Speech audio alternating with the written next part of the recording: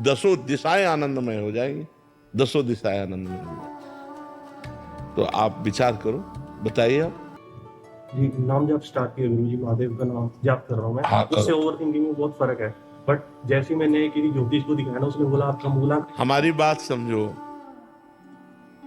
वशिष्ठ जी जैसे महापुरुष संसार में अद्वितीय हैं।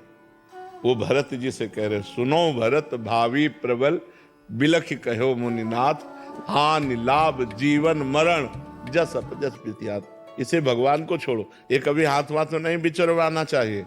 वो ऐसे ही हम परेशान है, आगे और बता दिए समस्या, हमारी और दिमाग की स्थिति खराब हो गई। आप ये बोल दीजिए आप मेरे साथ हैं, बस एक बार आप। हम तुम्हारे साथ हैं, हम तुम्हारे अंदर बैठे, तुम चिंता न करो, नाम जप करो नाम जप करो। हाँ कार्तिकेय जी, राधे राधे महाराज जी। महाराज जी, कभी कभी कोई अपराध हो जाने पर ऐसा लगता है कि मानो बहुत जलन हो रही है, फिर महाराज जी हम बहुत प्रयास करते हैं, प्रार्थनाएं करते हैं, तो महाराज जी फिर ऐसा कब समझें कि महाराज जी गुरुदेव ने माफ कर दिया है? जब जलन समाप्त हो जाए, भजन प्रारंभ हो जाए। महाराज जी, आपसे सुना था कि अगर हमारा कोई अपराध होता है तो पहले क्योंकि हम शरणागत हैं तो हम स्वर्ग जाते हैं, मतलब भोग नहीं, वो अलग चीज है। तुम इसे अपराध से क्यों जोड़ रहे हो? वो भ्रष्ट योगी की बात है, जो भगवान के लिए प्रयास किया और किसी वासना के वशीभूत हो करके वो भगवत प्राप्ति नहीं कर पाया, तो अब वो नष्ट भ्रष्ट नहीं होगा, क्योंकि उसने साधना की है, उसने भगवान का भजन किया है, तो वो स्वर्ग लोक जाएगा, पुण्य लोकों में। और जिस भोग की लालसा से वो भ्रष्ट हुआ है, उस भोग की बहुतायत उसको होगी, फिर पुण्यवान श्रीवान कुलवानों के यहाँ जन्म होगा, और फिर उसे भक्ति का जो जहां से उसकी भक्ति रुकी थी उसका प्रादुर्भाव होगा, और वो भजन करके उस शरीर पूरा करते करते भगवत प्राप्ति कर लेगा। महाराज जी, हमें स्वर्ग नहीं जाना, मैं आपके नहीं तो अभी इतना भजन कहाँ के स्वर्ग लायक पहुंच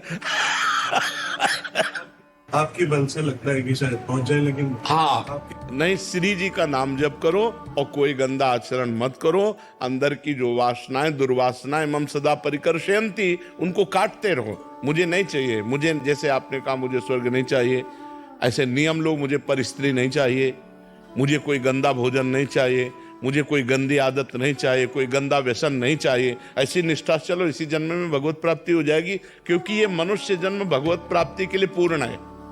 इसमें किसी की अब सहयोग या कृपा की जरूरत नहीं, बस हम निरंतर नाम जप करें, सब ठीक हो जाएगा, सब ठीक हो जाएगा।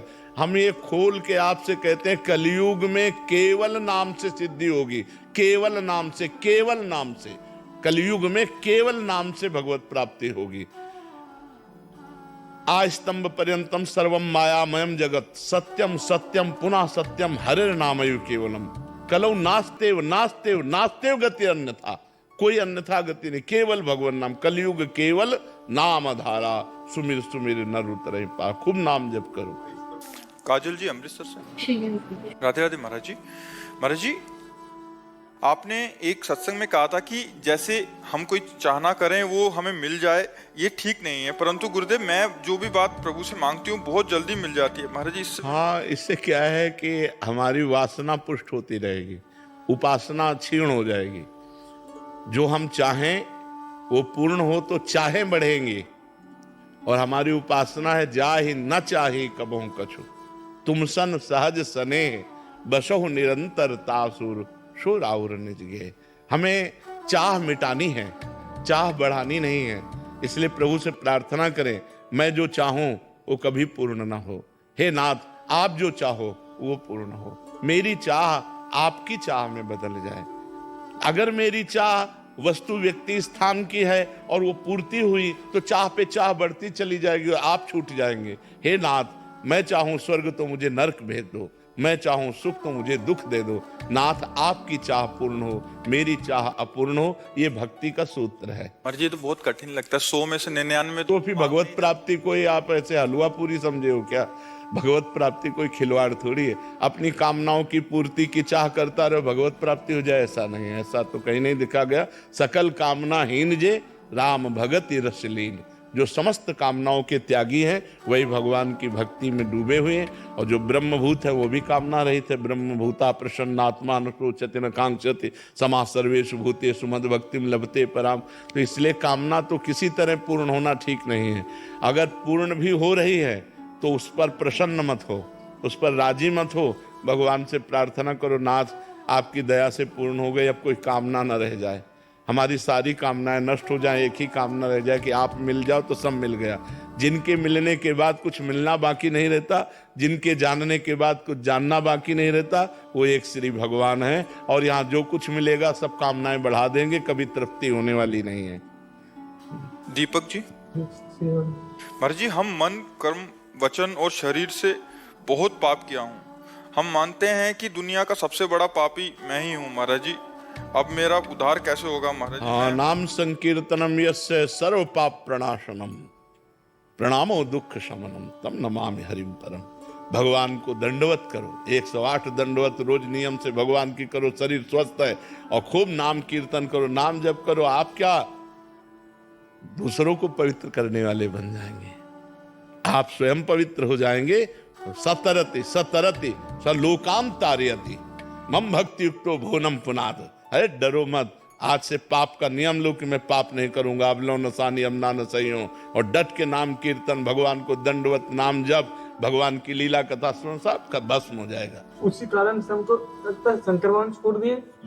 भगवान नहीं छोड़ते, भगवान नहीं छोड़ते। अब राम नाम में बहुत है, खूब नाम जप करो, खूब। भगवान का स्वभाव समझ लो, वो कभी किसी को छोड़ते नहीं, उनका स्वभाव नहीं हमारे भगवान का। विमुख भये निमिषो न अकृपा जब चित है तब वैसे, ऐसा करुणा में स्वभाव है। विमुख भये निमिषो न अकृपा जब चित है तब वैसे, परम करुणा में भगवान है। पर उनकी करुणा की तो पूछो मत, हमारी मलिनता है जो उनकी करुणा की तरफ नहीं देख पा रही है। खूब नाम कीर्तन करो, नाम जप करो, इसी से पवित्र हो जाओगे। यात्रा कर रहे हैं तो हम साधु संत का संग किए और वहाँ कभी के भोजन भी किए, नहीं कुछ रहने कारण नहीं दे पाए। कोई बात नहीं। वहाँ की चरण और वहाँ दोना पत्तल जो पड़े हैं उनको फेंक दो, पोछा लगा दो, झाड़ू लगा दो। संत के आश्रम में यदि प्रसाद पावे तो अर्थव्यवस्था कुछ कर दे, अगर अर्थव्यवस्था नहीं तो शरीर से सेवा करे, पूरे आश्रम में झाड़ू लगा दे, पूरी से कुछ ऐसी सेवा कर दे, वहाँ की नाली साफ कर दे, कुछ ऐसा कर दे तो वो ठीक रहता है। संतों के यहाँ अगर हम भिक्षा ग्रहण करें, भोजन ग्रहण करें, तो हमें 2 प्रकार से, या तन से या धन से हमें सेवा करनी चाहिए। ऐसे खा के मुंह पोंछ के नहीं चल देना चाहिए, नहीं सुकृत नष्ट हो जाएंगे। साधु महात्मा का अन्न ऐसे नहीं होता, वो बहुत दान पुण्य का होता है और वो सब भगवत स्वरूप होता है। तो वहाँ सेवा करनी जरूरी, नहीं तो बुद्धि भ्रष्ट हो जाएगी। जो संतों के आश्रम में रहते सेवा नहीं करते उनकी बुद्धि भ्रष्ट हो जाती है। सेवा अत्यंत अनिवार्य है, चाहे जैसी सेवा मिले, भले वो नाली साफ करने की हो, भले वो कोई सेवा हो। हम तो कहते हैं धन्य है वो जो संतों के यहाँ की नाली बाथरूम साफ करते हैं, धन्य है उनका जीवन, परम पवित्र हो जाएंगे। और संतों के प्रति भाव तो बन जाए केवल कि हम उनके सेवक हैं, फिर खाओ पियो, कोई परेशानी नहीं है। और यदि ऐसा भाव ना बने तो फिर धन देना चाहिए। 100 का पावे तो 200 रुपया ठाकुर जी के चरणों में रख के चलावे, तब तो बात बन जाएगी। दीपक जी, जबलपुर से। श्री हरिवंश महाराज जी, आप बोलते हैं कि किसी व्यक्ति, वस्तु, स्थान और ना ही भजन का भी बल रखना है, सिर्फ श्री जी का बल रखना है। लेकिन मेरे से भजन का बल ना चाहते हुए भी मेरे अहम में आ जाता है महाराज जी। कितना भजन करते, किसका है, कितना भजन करते? अभी भजन सही हो नहीं रहा। जब भजन होगा तो रोना आएगा कि मेरे से भजन नहीं होता। रात दिन भजन करने पर भी आज तक हमको गुरु कृपा से भरपेट भजन करने को नहीं मिला। ऐसा लगता है कि यार अभी वो भजन नहीं हुआ जो होना चाहिए, जो हर समय एकदम रो रो कर प्रभु के कहाँ भजन।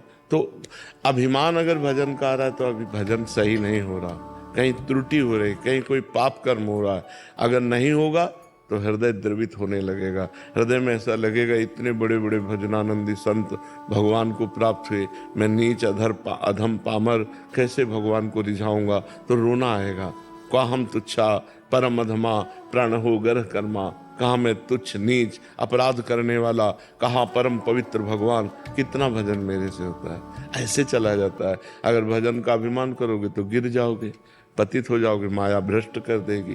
भजन का अभिमान, अभी कोई भजन हो रहा है? नहीं, अभिमान आया इसका मतलब अभी भजन नहीं हो रहा। भजन का मतलब दैन्यता।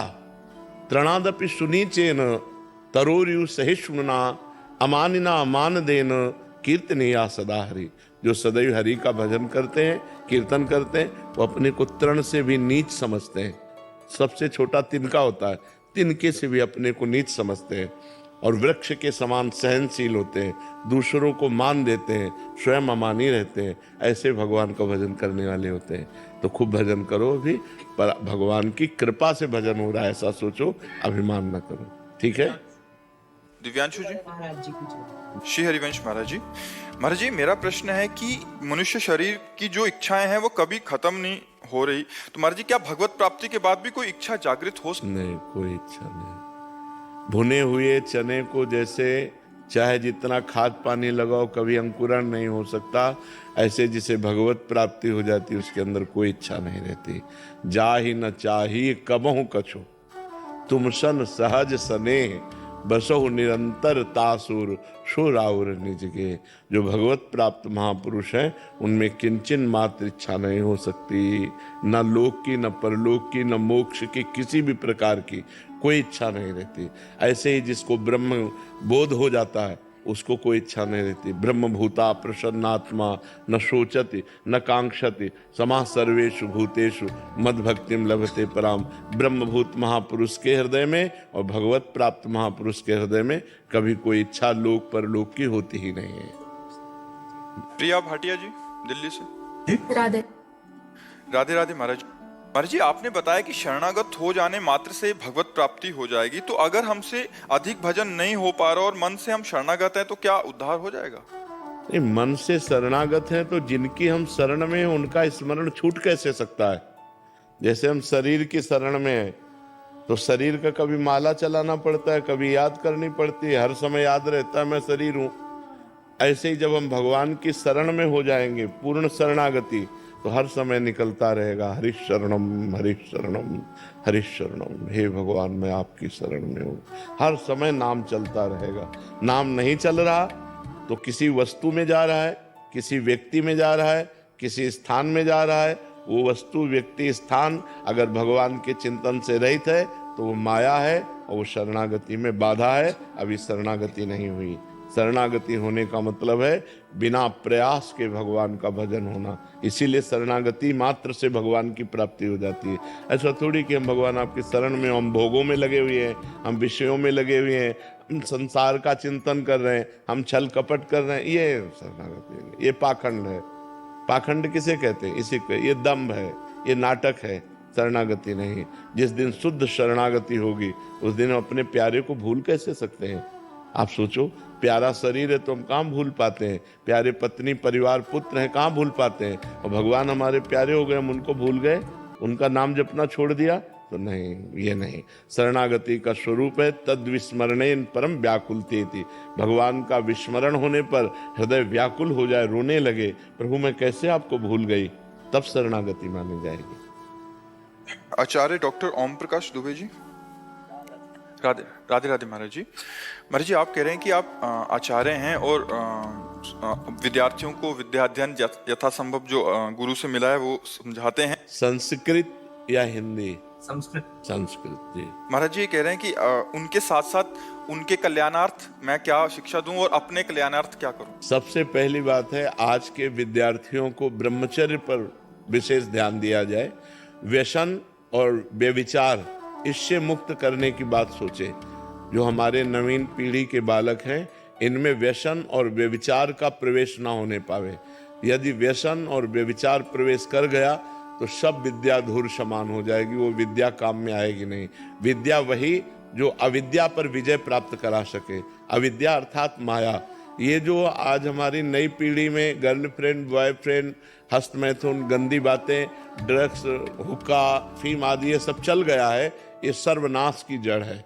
इसलिए चाहे वो आधुनिक टीचर हो या आध्यात्मिक टीचर हो, हमारे बालकों को ब्रह्मचर्य और व्यसन रहित रहने की शिक्षा दी जाए। इसके बाद आप जिस मार्ग पर उनको शिक्षा दे रहे हैं, त्रिकाल संध्या करने का आदेश हो। अगर त्रिकाल संध्या ना करें तो 2 काल तो करें ही, प्रातः और सायंकाल संध्या करें।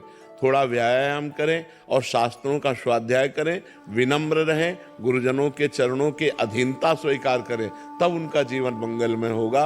और आप विद्यार्थियों को भगवत स्वरूप मानकर पवित्र आचरण के द्वारा उनको शिक्षा दीजिए और भगवान का नाम स्मरण करते हुए शास्त्रों के स्वाध्याय से जो हमें ज्ञान प्राप्त हो उसको समझें कि हम शरीर नहीं हैं, हम आत्मस्वरूप हैं, हम ब्रह्म स्वरूप हैं। ब्रह्मविद ब्रह्म ही भवति, जो ब्रह्म को जान जाता है वो ब्रह्ममय हो जाता है।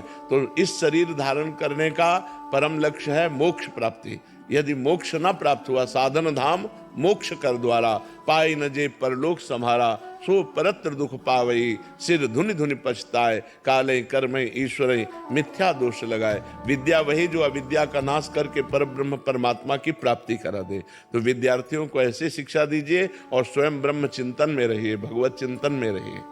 पुष्कर जी, इंग्लैंड से। राधे राधे महाराज जी। महाराज जी, कहा जाता है कि परमात्मा, गुरु और आत्मा एक ही हैं, लेकिन फिर भी भीतर एक भेद का अनुभव क्यों होता है? और इस अज्ञान के कारण, अज्ञान के कारण। अज्ञान नष्ट हो जाए तो भेद नहीं होगा।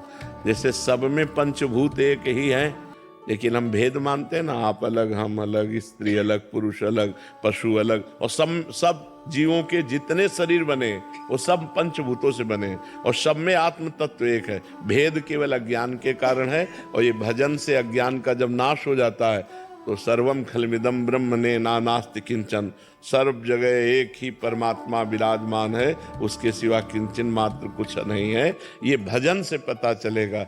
अब हम करें गंदे गंदे आचरण, अपवित्र आहार करें, अपवित्र चरित्र रखें, अपवित्र विचार रखें, तो हम ये परम पवित्र ब्रह्म विचार को कैसे धारण कर सकते हैं कि सब एक है?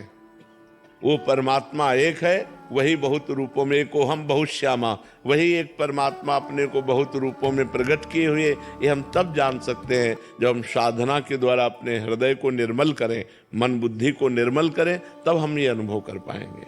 रमेश शर्मा जी, नोएडा से। राधे राधे गुरु जी। राधे राधे महाराज जी। महाराज जी, कृपया मुझे अपनी चरण शरण स्वीकार करें। महाराज जी, शरणागति में मुख्य भाव भक्ति होना चाहिए, समर्पण? समर्पण, मुख्य भाव समर्पण है। तनुवांग मनोभिरमलय सोहम तविवाश्रिता, शरीर मन वाणी और स्वयं में निर्मल भाव से आपके शरण में हो।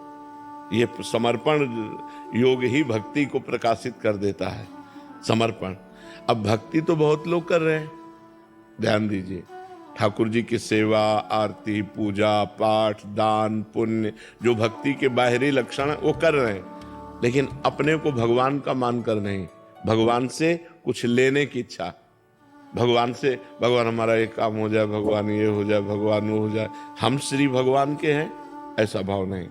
हम श्री भगवान के हैं, ये सब कुछ श्री भगवान का है। नाथ सकल संपदा तुम्हारी, मैं सेवक समेत सुत नारी। पूर्ण समर्पण, तब भक्ति योग जागृत हो जाता है। नहीं तो फिर ये सब करते हुए भी देखे गए हैं कि उनमें स्थिति नहीं है। ठाकुर जी की सेवा कर रहे हैं, सब कर रहे हैं, लेकिन स्थिति नहीं। स्थिति है धन में, स्थिति है व्यसन में, स्थिति है मान प्रतिष्ठा में, ठाकुर जी में नहीं। ठाकुर जी में स्थिति होना ये भक्ति का लक्षण है। वो कब होता है? जब समर्पण होता है। समर्पण कब होता है? जब हम भगवान की नवधा भक्ति करते हैं। श्रवणम कीर्तनम स्मरणम विष्णुपाद सेवनम अर्चनम वंदनम दास्यम सख्य आत्म निवेदनम। आत्म निवेदन का मतलब समर्पण। जब ये नवधा भक्ति होती तब प्रेम लक्षणा भक्ति का जागरण, और जहां प्रेम लक्षणा भक्ति का जागरण हुआ तो भगवान का साक्षात्कार हो जाता है। आशीष राजेंद्र, राधे राधे। नासिक से। राधे राधे महाराज जी। महाराज जी, तो सच्ची भक्ति क्या है? केवल नाम जप करना सच्ची भक्ति? हाँ, शुरू करो, शुरू करो, इसी से सब हो जाएगा। सारे सद्गुण इसी से आ जाएंगे। नाम जप है अंक, और सारे साधन है शून्य। अंक के बिना शून्य रखो, कोई महत्व है? और एक अंक रख दिया, एक बना दिया, अब शून्य रखा तो 10, फिर शून्य रख दिया तो 10 गुना 100, फिर शून्य रख दिया तो और बढ़ गया। शून्य रखते चले जाओ तो उसका महत्व बन गया। एक हटा लो और 10 शून्य रख लो, क्या महत्व रखे? अगर नाम जप नहीं चल रहा और साधन चल रहे तो शून्य के समान है। और नाम जप अंक है, अंक है तो सब है, अंक नहीं है तो कुछ नहीं है। ये बात समझना पड़ेगा।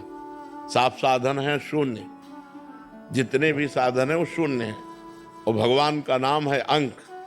देखो, उल्टा नाम जपत जग जाना, वाल्मीकि भय ब्रह्म समाना। ब्रह्मर्षि हो गए, सारे सद्गुण आ गए और भगवान के लीला चरित्र की रचना कर दी, जो हमारे सनातन धर्म का मुख्य इतिहास है, वाल्मीकि रामायण। तो हमें विश्वास करना चाहिए कि नाम से सब कुछ प्राप्त हो जाता है। निरंतर यदि नाम चल रहा है तो सब ठीक हो जाएगा।